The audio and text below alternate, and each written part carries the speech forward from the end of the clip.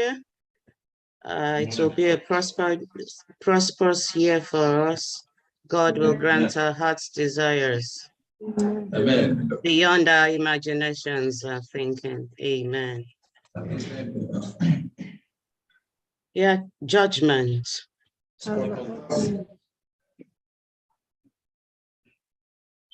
The claimant commenced the instance action challenging the dismissal of his appointment by the defendant via complaint and statement of fact. Mr. Ishak Abubakar? Yes, my lord. Can you please mute your device? Thank you. I'll start again, please. The claimant commenced the instant action challenging the dismissal of his appointment by the defendant via complaint and statement of facts filed in this court on the 6th of January 2020, wherein he claims the relief set out as follows. We have 4 reliefs stated on the face of the judgment. To save time, I've skipped the reading out the reliefs. The defendants joined issues with the claimant by a joint statement of defense deemed filed on the 5th of March 2021. The defendant's defense, in summary, is that a case of serious misconduct was established against the claimant and that the dismissal of the claimant's appointment was in compliance with laid down procedure and the public service rules. The defendants contend that the claimant is not entitled to his claims. The claimant's reply to the joint statement of defense was filed on the 11th of March 2021. As gleaned from the statement of facts, the case of the claimant in a nutshell is that until his appointment was dismissed, he was a deputy director engineering of the first defendant. After the removal of the director operations, one engineer Musabage, he was appointed as the acting director operations to complete the execution and supervision of the contracts awarded to the first defendant for the relocation or replacement of water pipeline from College Road, Ugwandosa, Kaduna. According to the claimants, he diligently continued the execution of the project until he received an invitation to appear before a committee constituted to investigate the construction of the said project. The letter dismissing his appointment was issued to him after he appeared before the said committee. The claimant contends that the defendant breached the laid down procedure of the public service rules in dismissing his appointment. It is therefore the claimant's case that his purported dismissal by the defendant was ultra vires and unlawful. His plea for reversal of his dismissal to the defendant was not successful, hence the commencement of this action. The defendant's defense essentially is that the claimants executed the project for the relocation, replacement of water pipeline contrary to the contract agreement and haphazardly. It is the defendant's further defense that the claimant could not give satisfactory explanation during the committee's investigation, and having been found culpable with 2 other officers, a recommendation was made by the committee for termination of the claimant's appointment, but that the government, in exercise of its discretion, dismissed him from service. The defendants maintained that the dismissal of the claimant was as prescribed by the public service rules. At the plenary trial, the claimant testified by himself as the sole witness. He adopted a statement on oath and further tendered in evidence 11 sets of documents as exhibits. He was further subjected to cross-examination by the defendant's learned counsel, after which his case was closed. For the defendants, 1 Nasil A. Banki, the permanent secretary establishment in the office of the head of service, Kaduna State, testified as the sole witness. He adopted the statement on oath as evidence as chief and tendered one document in evidence. He was also cross-examined by the learned claimant's counsel. At the conclusion of plenary trial, parties filed and exchanged their written final addresses as prescribed by the provision of Order 45 of the Rules of this Court. In the final address filed on the 14th of April, 2022, learned counsel for the defendant, S.A. Sally Esquire, formulated two issues as having a reason for determination in the suit, namely, one, whether having recourse to the entire circumstances of this action, the claimant's dismissal is wrongful and malicious. Two, whether this honorable court can order for the reinstatement of the claimant. On behalf of the claimant, his learned counsel, M.B. Yusuf Esquire, filed this final address on the 26th of April, 2022, wherein he raised the sole issue as having a reason for determination in the suit, namely, whether the claimant clearly established that his dismissal was unlawful to entitle him to the relief sought in the suit. The defendant did not file a reply on points of law.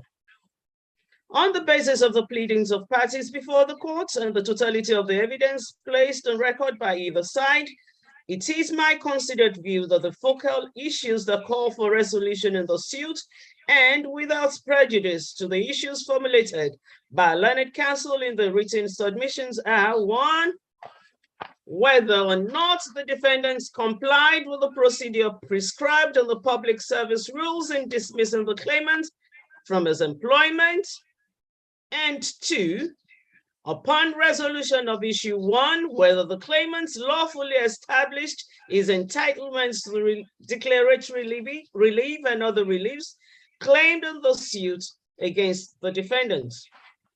As I proceed to resolve those issues, I had also given careful consideration to and taken due benefits of the final written and oral arguments as canvassed by learned counsel for the contending parties. And whenever I deem it necessary in the course of those judgments, I shall make specific reference to their submissions. I shall proceed to take issues 1 and 2 together. The crux of the claimant's case, and upon which the determination of his claim stands, is the mode or manner by which his appointment was dismissed by the defendant. The claimant alleged that the procedure adopted by the defendant for the dismissal of his appointments was in violation of the terms and conditions of his service regulated by the Kaduna State Public Service Rules, hereinafter called the PSR. Parties added that the claimant was temporarily employed in 1991 as an electrical engineer in the then Kaduna State Water Board, and that after the confirmation of his appointment, he rose through the ranks to the position of the Deputy Director Engineering of the first defendant. In this regard, the claimant's letter of offer of appointment, confirmation of appointment, and promotion were respectively admitted in evidence as Exhibit C1, C1A, and C2. The claimant in his testimony also gave an account of the money released for the award of the contract and the amount expended in the execution of the project. He equally narrated his role in the execution of the contract after he was appointed to take over the project upon the removal of the former Director of Operations, one Engineer Musa Bagi. There is also no dispute between parties that the claimant was invited by the committee that was set up to investigate the case of the construction of the road over a water pipeline along College Road, and that the claimant was dismissed after his appearance before the committee. The letter of invitation to appear before the committee and the letter of dismissal from service were respectively admitted in evidence as Exhibit C3 and C4.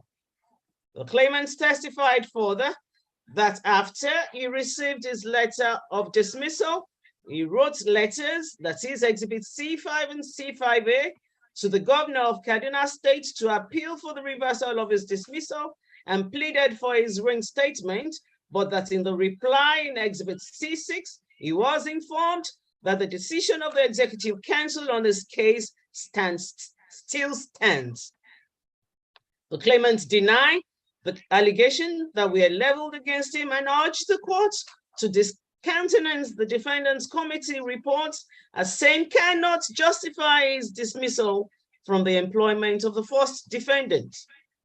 As one of the members of the committee that investigated the claimant, the testimony of DW1 is that, pursuant to the mandate in terms of reference of the said committee, the claimant was invited to give an explanation to the committee on the allegation of mismanagement and diversion of funds for the execution of the project, that the claimant appeared, but his explanation was unsatisfactory. That upon a comprehensive investigation by the committee, the claimant, along with 2 other officers, were found culpable of various offenses of serious misconduct in connection with the execution of the project. DWM testified further that the committee recommended for the termination of the claimant's appointment, but that he was dismissed by the government. In support of the defense, the report of the committee to investigate the construction of a road over the water pipeline along College Road, Kaduna, was admitted in evidence as Exhibit D1. Now, from the totality of the evidence adduced by the parties, could it be said that the claimant has satisfactorily established that he was unlawfully dismissed by the defendants as alleged to entitle him to the reliefs being claimed? The claimants have been established by Exhibit C1, C1A, and 2 and C2 that his employment is statutory employment, assuring to rate the tried position of law, and as correctly submitted by the claimant's learned counsel, that the claimant is conferred with a legal status higher than an ordinary master-servant relationship. The effect of the claimant's employment status is that his employment could only be determined in the way and manner of the condition regulating his employment and or as prescribed by the statutes regulating his employment, and in the instant case, the Kaduna State Public Service Rules 2005, admitted in evidence as Exhibit C9. Therefore, the argument of defendants' learned counsel that the employment of the claimant and the first defendant is a master-servant relationship is erroneous and contrary to the settled law on statutory employment, and are so hold. The claimant's contention as contained in paragraphs 14, 15, and 16 of his witness deposition on oath, in paragraph 7 of his witness statement on oath in reply to the statement of defense, is that while awaiting the release of funds for the execution of phase 2 of the project, and without receiving any query on any allegation, he was invited to appear before a committee investigating the construction of the project. The claimant further contends that no allegation was leveled against him in the letter of invitation, that he was requested by the committee to explain his role in the execution of the project, and the committee did not express any dissatisfaction with his explanations.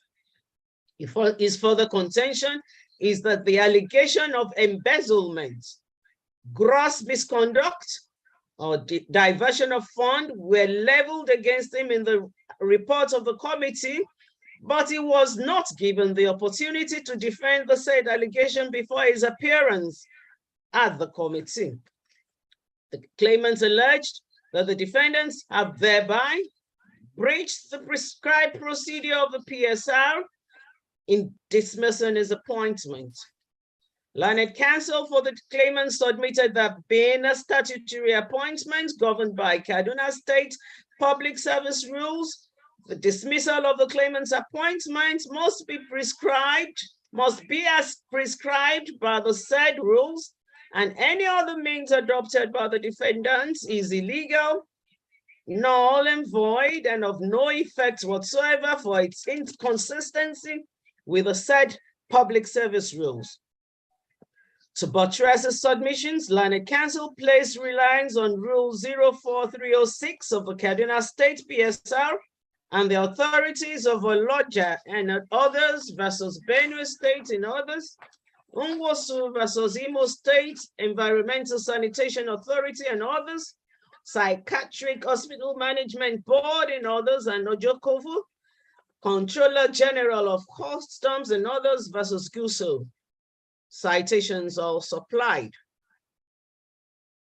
Learned Counsel submitted further that the claimant was not served with a query or letter of suspension, and the letter of invitation to appear before the committee did not contain any allegation leveled against him. Learned Counsel urged the court to hold that in dismissing the claimant, the defendants did not comply with the procedure stipulated in Rule 04306 of the Kaduna State Public Service Rules.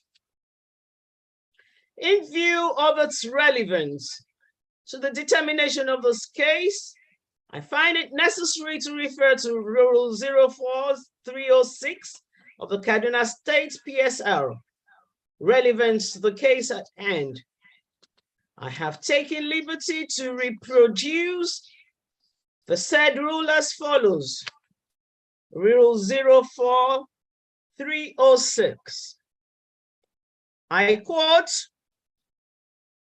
unless the method of dismissal is otherwise provided for in those rules, an officer in the civil service may be dismissed by the Civil Service Commission only in accordance with the rule. 1. The officer shall be notified in writing of the grounds on which it is proposed to discipline him. The query should be precise and to the point. It must relate the circumstances of the offense, the rule and regulation which the officer has broken, and the likely penalty. In serious cases which are likely to result in dismissal, the officer should be given access to any such document or documents or reports used against them, and he should be asked to state his defense that he has been given access to such documents. The officer shall be called upon to state in writing, within the period specified in the query, any grounds upon which he relies to exculpate himself. 2.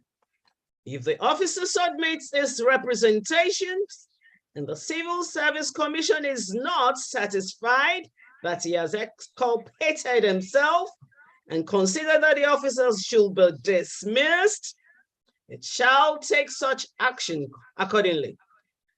Should the officer, however, fail to furnish any representation within the time fixed, the commission may take such action against the officer as it deems appropriate. 3. The officer shall be informed that on a specific date, the question of his dismissal shall be brought before the board, and he shall be required to appear before it to defend himself, and shall be entitled to all witnesses. His failure to appear shall not invalidate the proceedings of the board. End of quote. On the alleged breach of the claimant's rights to fair hearing, the defendant's learned counsel argued that the claimant's right to fair hearing was not breached by the non-issuance of a written query by the first defendant. Learned counsel argued further that the claimant was given verbal query, and that having appeared before a committee set up to investigate the allegation leading to his dismissal, The claimant was given reasonable fair hearing within the context of Section 36 of 1999 Constitution of the Federal Republic of Nigeria as amended. On the definition of the word query, Learned Counsel cited the Black's Law Dictionary 10th edition and argued that the word query does not restrictively connote, I quote, a documentary question, end of quote. Learned Counsel further argued that the testimony of DW1, the claimant was given oral or verbal query, and the defendant thereby complied with the procedure for its dismissal. Learned Counsel also argued that the claimant is not entitled to his claim, having failed to establish that his dismissal or his appointment was unlawful.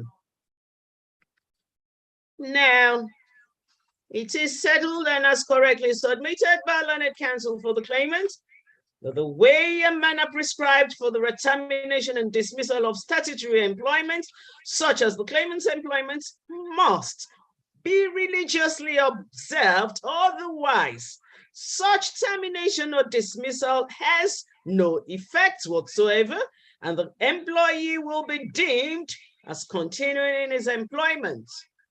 See the case of Idigbe versus Federal Public Service Commission, 1981 Supreme Court at page 40, and the case of Iderima versus River State Civil Service Commission, 2005 7th Supreme Court Nigeria, judgments at 493. I had waded through the evidence, oral and documentary on record, while testifying on the cross-examination by the defendant's Learned Counsel. The claimant categorically stated that he was not issued with a query. The testimony of DW1, also on the cross-examination by the claimant's Learned Counsel, is, I quote, the claimant was not given written query, but oral query. But the claimant was invited and he appeared. I've also perused the contents of Exhibit C3. It is titled, I quote, Invitation to appear before the committee investigating the correct construction of a road over a water pipeline along College Road, Kaduna, end of quote. Apart from stating the date, time, and venue of the committee meeting in the said exhibit, it was not indicated that any allegation and or offense was leveled against the claimant, which requires his explanation or defense. With due respect to Learned Defendant's Counsel, his argument that the fair hearing was accorded to the claimant by giving him oral verbal query and by inviting him to appear before the committee before his dismissal is not only totally absurd and misconceived, but contrary to the clear provisions of Rule 04306 of the Kaduna State PSR on dismissal of an officer in the civil service. By the said rule, an officer to be disciplined shall be notified in writing of the ground or grounds on which it is proposed to discipline him, the circumstances of the offense, the rule and the regulation breached, and the likely penalty. In cases which are likely to result in dismissal, as in the instant case, the officer should be given access to any such document or documents or reports used against him, and he should be asked to state in his defense that he has been given access to such documents. Going further, I had painstakingly examined the contents of Exhibit D1, the report of the said committee to investigate the construction of a road over water pipeline. It is apparent from the methodology at paragraph 30 to 31 thereof that the committee did not issue the claimant with a query or furnish the claimant with documentary evidence to prepare his defense. It was also not indicated in the findings and the recommendations of the committee that the claimant was given the opportunity to call witnesses and or tender documents for his defense, or was he allowed to put questions to the other members of staff who are witnesses that were called. The matter, in my view, goes beyond oral query or merely inviting the claimants for investigation before the committee. If no other member of staff was invited in respect of the investigation, the case could have been different, but some members of staff were invited and without affording the claimants the opportunity to interrogate them. That alone is sufficient to nullify the report of the committee and the decision of the government, which was based on the recommendation of the committee. It is settled. The fair hearing requires that the tribunal must be conducted. It is settled that fair hearing requires that the trial must be conducted according to all applicable legal rules with a view to ensuring that justice is done to all parties before the court, tribunal, or administrative panel. Any proceedings conducted in breach of the rights to fair hearing is a nullity and liable to be set aside. See the case of Unibees Nigeria Limited versus Commercial Bank Credit Lyonnais Limited, and the case of Bangboye versus University of Ilorin citation supplied. It is apparent from the evidence on record that the procedure prescribed in the PSR Kaduna State was not observed in dismissing the claimant. In the circumstances, therefore, the dismissal of the claimant from the appointment of the first defendant, founded on non-compliance with the laid down procedure of the PSR, is unlawful and cannot stand, and as so hold. Having held that the defendants did not strictly and fully comply with the provisions of the Kaduna State PSR, the purported dismissal of the claimants is hereby set aside. I so further hold. The question really is not whether the claimants committed any acts of serious misconduct, though this is not saying that he did, but the germane question is whether in dismissing his appointment, the statutory prescribed procedure was complied with. It is right that where there is an improper removal of an employee from an employment protected by statute, the consequence is that the employee has not been removed from office. In other words, once dismissal or termination of employment is declared null and void, there is nothing legally standing in the way of the employee from having his or her job back with its attendant rights, benefits, and privileges. In such a situation, the court has the power to set aside the unlawful termination, dismissal, and order the reinstatement of the employee.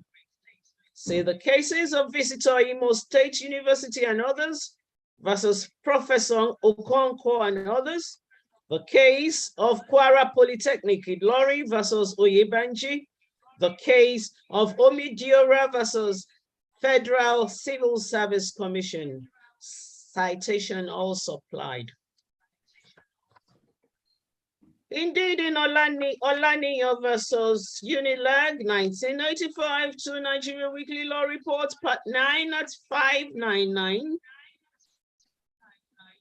Caribe White, JSC as it then was, made far-reaching pronouncements on the propriety of a relief or reinstatement of an unlawfully dismissed employee.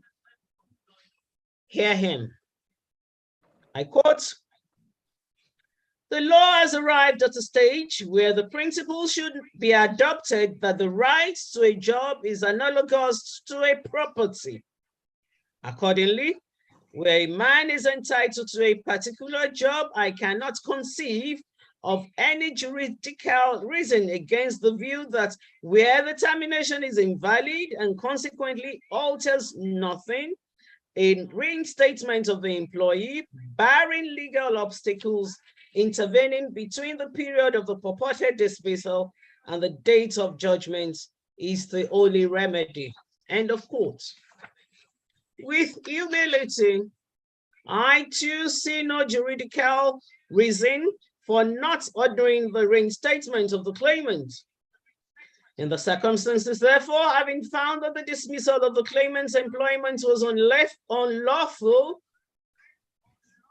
the claimant is entitled to a consequential relief of reinstatement and payment of his outstanding salary from the time of his unlawful dismissal of his appointment. And I so hold. Birthing the court's analysis of the totality of the material evidence adduced in record as demonstrated in the foregoing, therefore, I must resolve issues 1 and 2 set down for determination in the suit in favor of the claimant. In the overall analysis, standing on the solid position of the law, I hereby grant the claimants the following reliefs. 1, it is hereby declared that the dismissal of the claimants from service of the first defendant as contained in letter dated 30th of November 2018 with reference number KSWAC/ADM/S798/volume 1/19 is unlawful, null, and void. 2, an order of this honorable court setting aside the letter of dismissal of the claimant's employment dated the 30th of November 2018.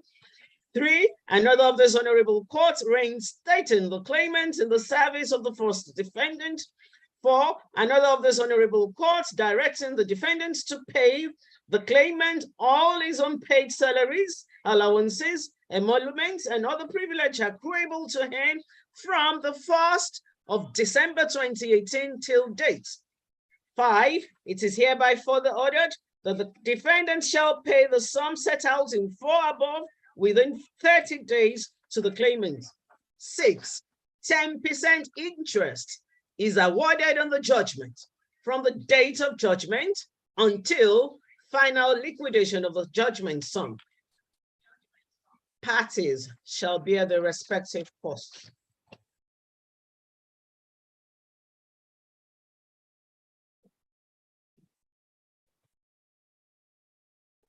I think you need to unmute the phone, the device that I can hear you, sir.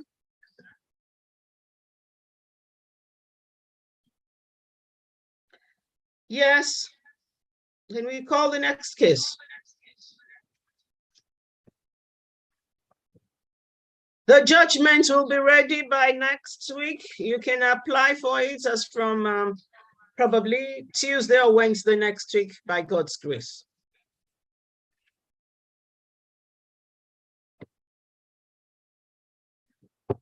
Unmute your device, Mr. Isaac Fisham.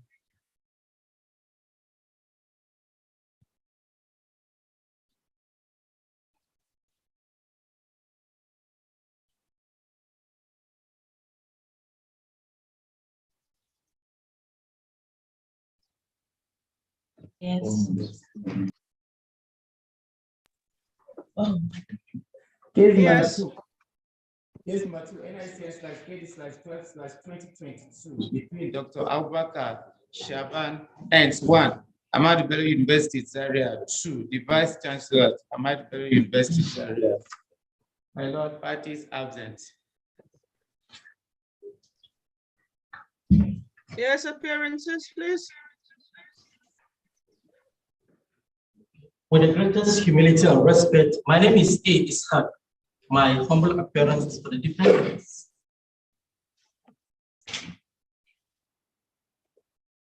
Any representation for the claimant?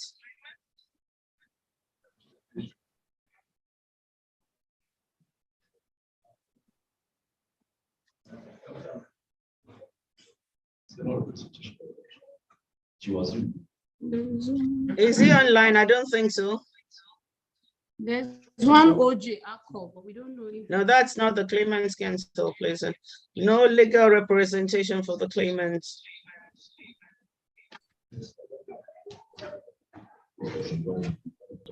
Judgment.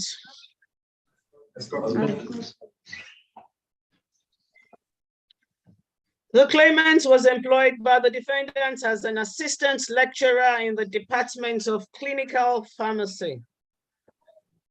From the facts garnered from the processes filed to commence the instant action, his case against the defendant is that by the terms of the study fellowship agreement bond executed with the defendant, he is entitled to refund all payments, that is, salaries and allowances, during the period of his PhD program, but that in spite of his request, the defendant refused to oblige him with the modalities for the payment of the refund.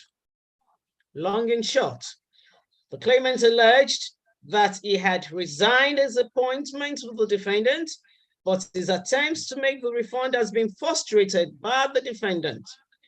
As a result, the claimant institutes the present action by originating summons filed in this court on the 24th of March, 2022, and by the amended originating summons filed pursuant to the court's order on the 14th of October, 2022. He posed 4 questions for determination as follows. 1, whether upon interpretation of the study fellowship agreement bond signed by both the claimant and the defendant dated the 24th of August, 2015 is binding and enforceable on parties.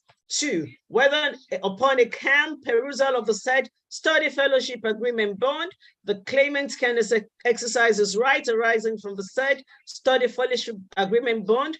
3, whether or not the defendant is entitled to recover the entire money spent on the claimant in the course of his PhD program. And 4, whether or not the claimant is still an employee of the defendant. Upon determination of those questions, the claimant praised the court for the reliefs set out as follows. The reliefs, we have 5 of the reliefs. I will skip to save the time of the court.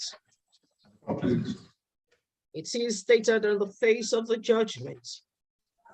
The originating summons is supported by an affidavit of 24 paragraphs, into which 6 sets of documents were annexed as exhibits.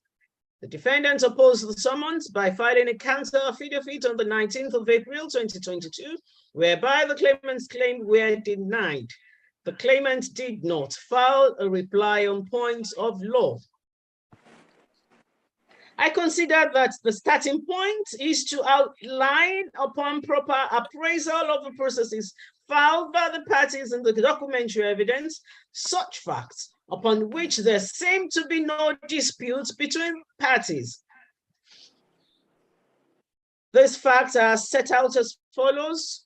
1, that the claimant was appointed as assistant lecturer in the Faculty of Pharmaceutical Sciences in the Department of Clinical Pharmacy of the defendant, Exhibit A, attached to the counter affidavit. 2, that sometimes in 2015, the claimant applied for Need Intervention Fund for a 3-year PhD program in clinical pharmacy at the University Science Malaysia, hereinafter called USM. That is Exhibit 1 attached to affidavit in support. Also Exhibits F, H, H1 attached to counter affidavit. 3, that the claimant secured the scholarship and same was approved by the defendant. 4, that upon the said approval, both the claimant and the defendant executed a study fellowship agreement bond on the 24th of August, 2015. That is Exhibits 1 and 2 attached to the affidavit in support. Also Exhibits G, G1 and G2 attached to the counter affidavit. 5, that one of the conditions of the study agreement bond is that the claimant shall serve the defendant for twice the period of the fellowship upon completion of his program. 6, that the claimant was unable to complete his PhD program within 3 years, and approval for extension for 1 year was granted by the defendants. Exhibits I and I-1 attached to the counter affidavit. 7, that the claimants completed the PhD program sometimes in 2019. That is Exhibit 3 attached to affidavit in support. Also Exhibits J and J1 attached to counter affidavit. That the claimant's application to attend an international conference in Malaysia was approved by the defendants. Exhibits K, K1, and K2 attached to the counter affidavit. Now, the issue as to whether the contract entered between the parties is valid and enforceable at all material times is not in dispute on the basis of the evidence on record. The contracts as shown on their faces add all attributes of a valid contract.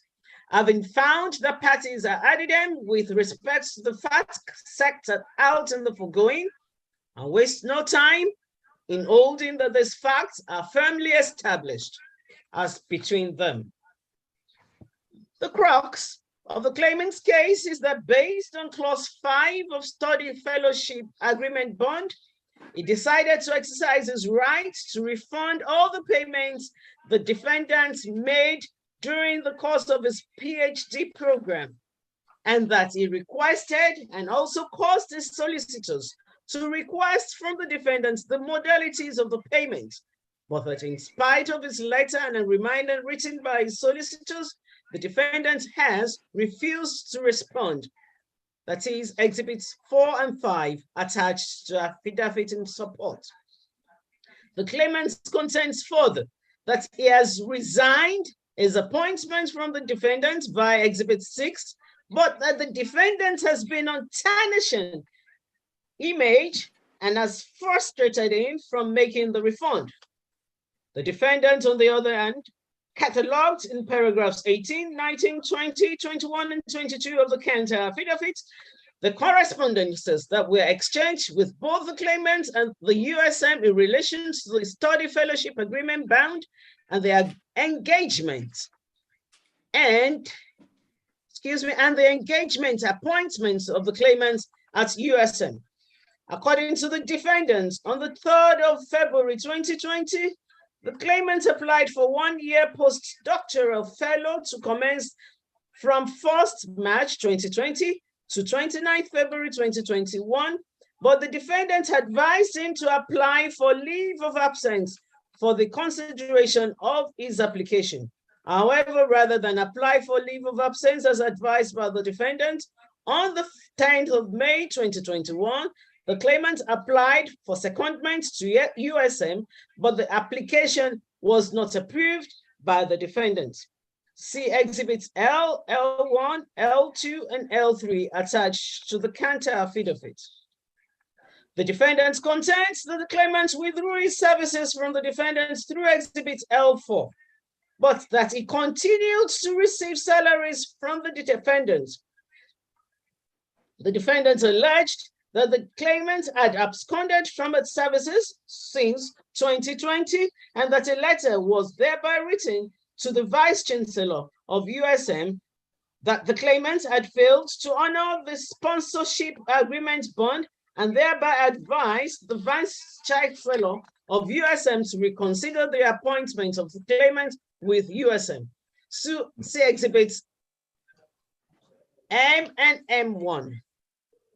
According to the defendants, having realized that the claimant had absconded from its employment, the salary of the claimant was stopped via Exhibit N on the 4th of January 2022, and a query Exhibit O was issued on the claimant to explain why disciplinary action should not be taken against him for contravening the study fellowship agreement bond by failing to serve the defendant for twice the period of his fellowship.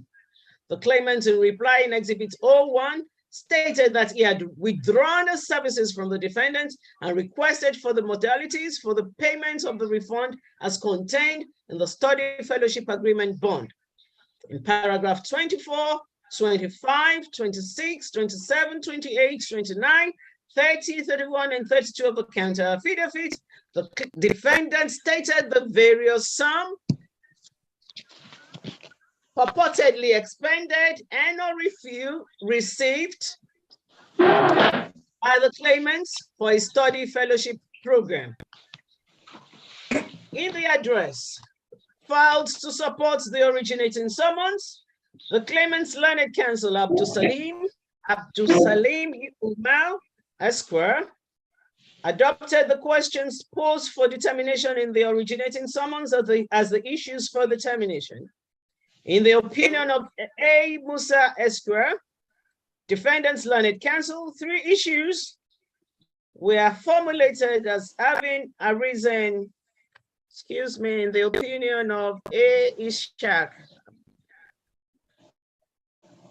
Defendant's learned counsel, 3 issues were formulated as having arisen between parties, namely 1, whether upon the interpretation of the study fellowship agreement bond signed both by the claimant and the defendant on the 27th of December 2012 and 24th of August 2015 are binding and enforceable by parties herein. 2, whether upon a calm perusal of the said study fellowship agreement bonds, the claimant can exercise his right from the said study fellowship agreement by payment of all the benefits derived during the study fellowship, whether the defendant is entitled to payment of salaries received by the claimant from the defendant from June 2020 to December 2021, and 3 months salary in lieu of notice of withdrawal from the employment of the defendant by the claimant. However, by my understanding of the claimant's case as circumscribed in the questions sought to be determined and the reliefs claimed in the originating summons, which I have clearly set out in the foregoing, the affidavit evidence adduced by both parties, 2 issues seem to me to have a reason for determination in this case. Without prejudice to the issues formulated by learned counsel on both sides, the issue for determination in the suit are reframed as follows. 1, by interpretation of the study fellowship agreement or bond, to what extent is the obligation of the claimant to the defendant? 2, upon determination of issue 1 above, whether or not the claimant has adduced sufficient evidence to be entitled to the relief sought. I shall state that I had carefully considered and taken due benefit of the argument espoused by learned counsel in the respective written submissions, to which I shall make reference as I deem needful in the course of this ruling. Now, in the determination of the issue of issue 1 above, the first port of call is to review the letter of award of study fellowship, that is Exhibit 1, attached to the affidavit in support. Also attached as Exhibit 3 to the counter affidavit. The duration of the study fellowship will be for 3 years, commencing from 1st September 2015 to 31st of August 2018. By paragraph 4, sub 2 and sub 3 of the award of the, study fellowship, the claimant is required to return at the end of the program to serve for twice the period of the program, that is 6 years for a 3-year study fellowship. Also attached to the letter of study fellowship is a bond form. I had undertaken a CAM review of the study fellowship agreement, Exhibit 2, attached to the affidavit in support of originating summons, titled Study Fellowship Agreement.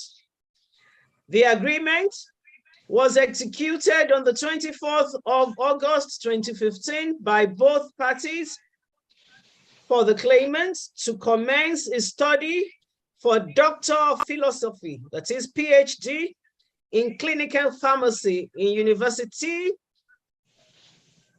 that is USM. I've forgotten the full meaning of USM. The agreement went further to state the details of the obligation of the claimant with respect to the study fellowship and his entitlement during the study fellowship. The case of the claimant is that he wishes to utilize his rights under clause 5 of the agreement to refund all the benefits he received during the fellowship, but that the defendant has refused to give him the modalities for the refund. However, as encapsulated in paragraphs 23 to 32 of the counter affidavit, is the amount the defendant allegedly expended in training the claimant and the claimant's financial obligations to the defendant. The defendant maintained in paragraph 34 of the counter affidavit that all the benefits derived by the claimant had been computed by the defendant. By these depositions, it seems the defendant is disposed to having the claimant refund the money that was expended for his PhD. The defendant's contention, however, is also for the refunds of the benefits the claimant derived for his MSc program. The defendant further contends that the claimant had absconded from his duties when he proceeded to USM for his postdoctoral fellowship without obtaining the defendant's approval, and is thereby liable to pay 3 months' salary in lieu of notice for withdrawing his services from the defendant. Permit me to remark that the questions for determination and relief sought by the claimant in the instant case relates to the study agreement bond of 2015 only. It is my respectful view that any rights the defendants might have had arising from the 2012 fellowship agreement bond had been waived. Waiver is an abandonment of a right, and it is either express or implied from conduct. It is equally trite that a right that has been waived is as good as lost, in that once the other side acts upon the waiver, the party waiving his right can no longer go back on the waiver and act as if it never was waived. He must accept the legal relations between the parties, subject to the qualification which he himself has introduced. See Ullman's Laws of England, volume 14, third edition at page 637. See the cases of Bakare versus Lagos State Civil Service Commission and another, and Omidira versus Orebaku and another, citations applied. In the instant case, the defendant did not take any action against the claimant for failing his obligation to serve the defendant after completing his MSc program in 2014, as stated in the study fellowship agreement executed in 2012. Rather, without fulfilling his obligation to serve, the defendant in 2015 executed another 3-year study fellowship agreement with him for his PhD program at USM. Having executed the study fellowship agreement bond in 2015 for the PhD program, the defendant had waived its rights, benefits, and or entitlements under the 2012 study fellowship agreement. And I so hold. Therefore, all facts deposed by the defendants in relation to the study fellowship agreement bond and documentary evidence attached to the counter affidavit with regards to the study fellowship agreement bond executed in 2012 are hereby discountenanced. I so further hold Now, it is an elementary principle of contract and indeed well established that parties are generally bound by the terms and conditions of an agreement which they voluntarily entered into. It is also tried and is correctly submitted by the learned counsel for contending parties. The courts are bound by the terms of an agreement which parties before it have freely and validly executed. Thus, if a court is called upon to construe an agreement, the court cannot but limit itself to the express terms of the agreement as indicated and or specified by the parties. This is because where the parties have embodied their terms of their contracts in a written document, extrinsic evidence is not admissible to add, vary, subtract from, or contradict the written terms of the contract or agreement. Therefore, where a court is faced with a task of interpreting a written instruction or agreement from one party to the other, or between two or more parties, as the case may be, it is expected that it will carry out its duty within the walls or confines of the written and express terms of the instruction or agreement. See the cases of Babatunde and Another versus Bank of North Limited and others, and Chukwu and Another versus Chukwu and others, citations supplied. The task this honorable court is to undertake is to examine the terms of the study fellowship agreement as embodied in Exhibit 2/G2 to determine by the terms or conditions therein if a refund is to be made, and if so, under what circumstances? Or in other words, what is the extent of the obligations of the parties for non-performance of the terms of the agreement? For proper appreciation, I've taken liberty to reproduce clauses 4 and 5 of Exhibit 2 in contention as follows. Clause 4, I quote, that the member of staff shall serve the university after completing his course for twice the period of the fellowship granted by the university. Clause 5, I quote, if the member of staff fails to honor the undertaking in the preceding paragraph, that is in clause 4, he shall be regarded as being absent without leave for the period of the study fellowship, and shall refund to the university all the benefits received by him or her during the fellowship. That is to say, his salary and allowance and passages money for him and his family, if any. And the university shall have the right to recover the same from him, and the vice chancellor may terminate his appointment without notice. It is well settled that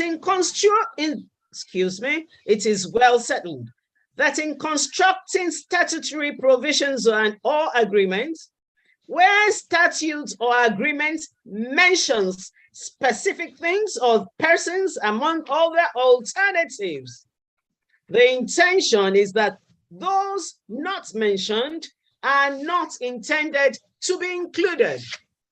This rule is captured in the Latin expression, I quote, expressio unis est exclusio alteris, meaning the express mention of one thing in a statutory provision automatically excludes any other, which otherwise will have been included by implication.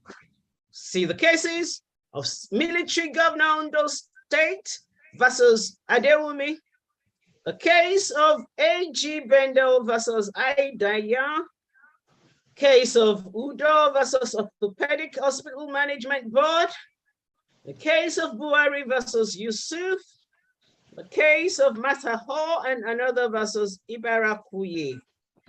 Citations also apply.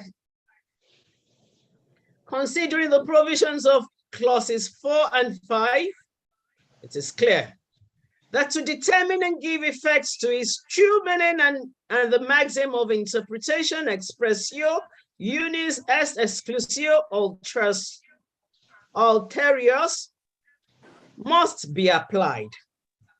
That is, the express mention of one person or thing is the exclusion of another.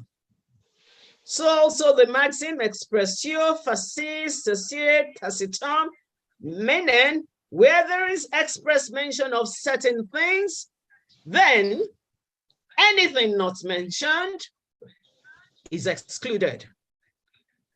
My respectful view is that the learned counsel for the defendant's interpretation and understanding of the claimant's obligation under the bond appears to be extensive or beyond the walls of confines of the written and expressed terms of the bond.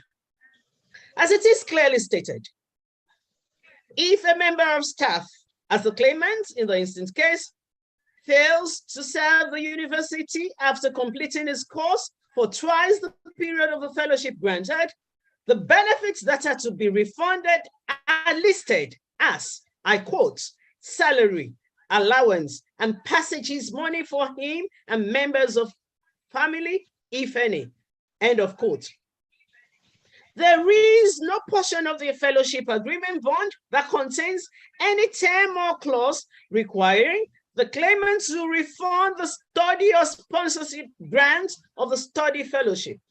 Also, the claimant has no obligation under the contract to pay the defendant any other sum as salary in lieu of notice or under any circumstances, except the benefits as clearly stated in the agreement, and as so hold. Learned Claimant's counsel further argued on the authority of Ibrahim versus Abdullah that once a resignation letter is tendered, the employer need not formally accept same before it takes effect.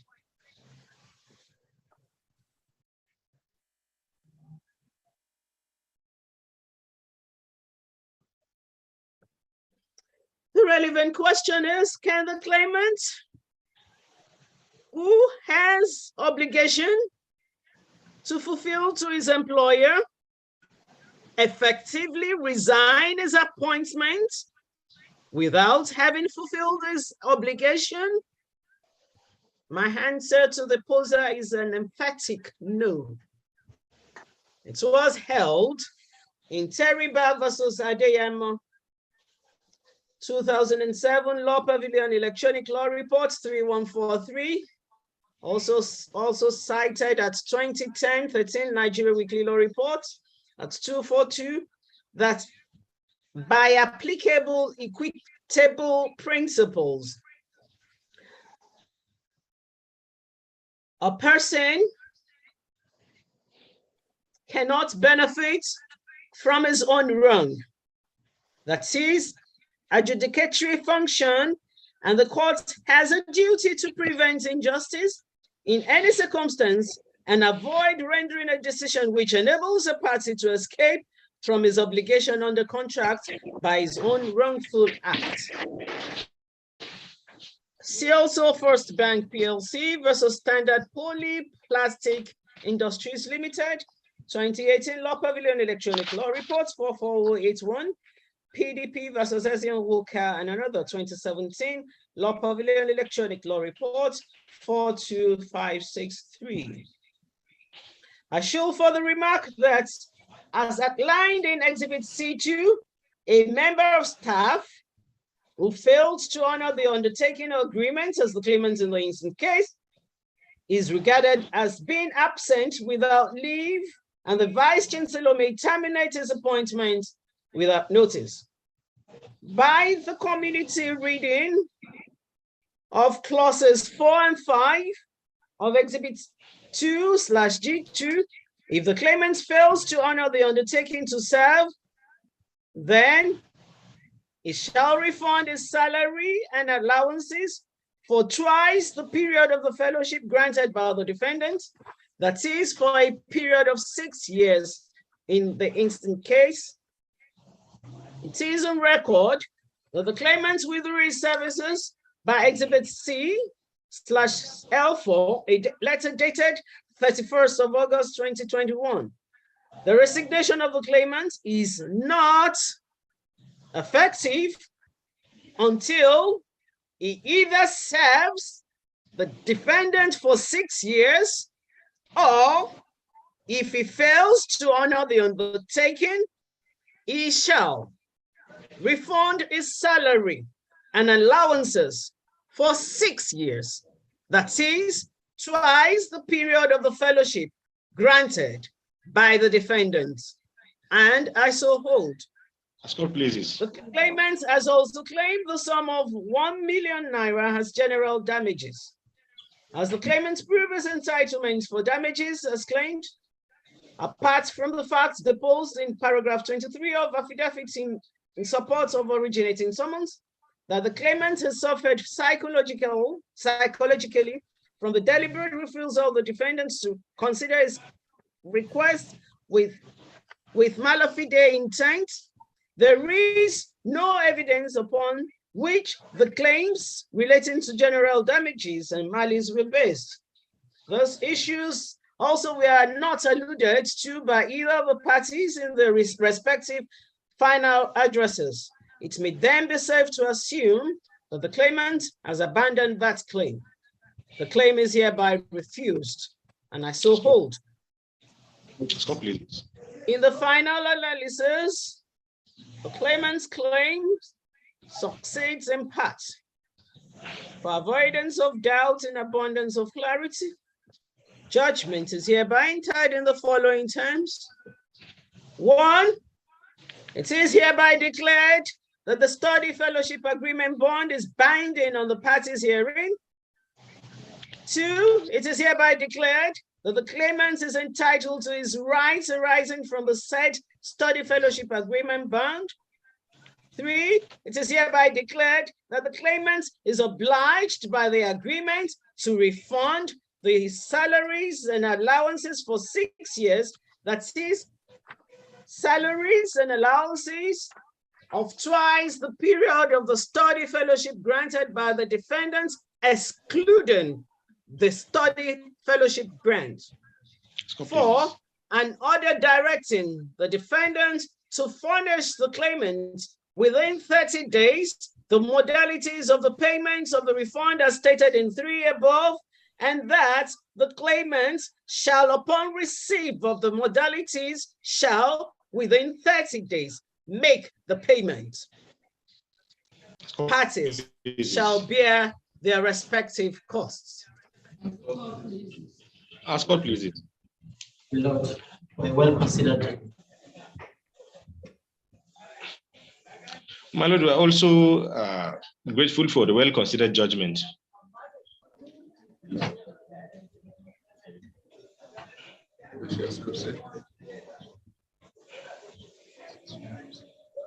Yes, thank you. The judgment will be ready by the mercy and grace of God by Tuesday or Wednesday next week. As God pleases. Thank you. We are most grateful. The court shall rise.